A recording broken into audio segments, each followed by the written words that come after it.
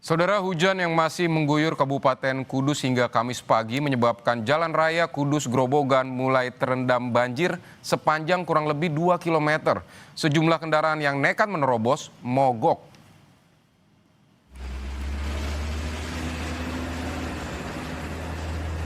Banjir hingga ketinggian 30 cm merendam jalan penghubung Kabupaten Kudus dan Grobogan disebabkan intensitas hujan tinggi sejak sepekan terakhir.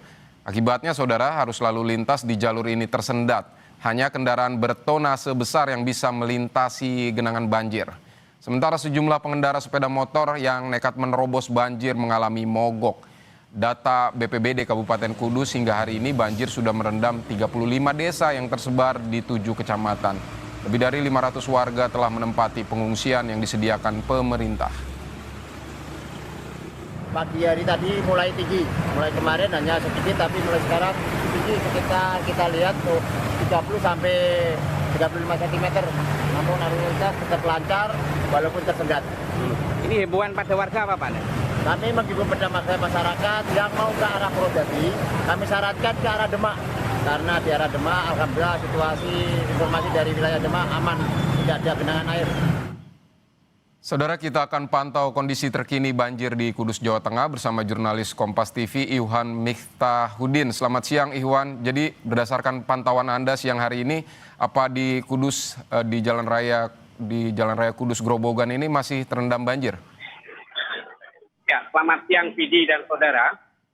Hingga saat ini banjir yang terjadi di Kabupaten Kudus ini memang berdampak selain di beberapa titik ini juga ada di jalan provinsi, yaitu jalan penghubung antara Kabupaten Kudus menuju Grobogan. Di titik saya melaporkan ini berada di tepatnya Simpang 5 Tanjung, yang di sini adalah ada genangan setinggi kurang lebih 30 cm sepanjang hampir 2 km. Warga yang melintas di sini kebanyakan hanya kendaraan yang bertonase besar ya yang bisa melintasi, dan untuk kendaraan-kendaraan yang nekat melintas ini kebanyakan mogok karena memang tingginya genangan ini yang masih menggenangi jalan ini.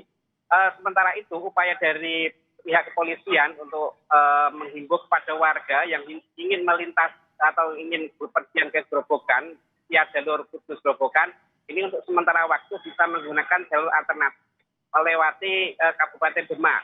Jadi untuk agak sedikit memutar namun kondisinya lebih aman daripada warga memaksakan diri untuk melintasi jalan di penghubung antara Kudus Grobogan ini.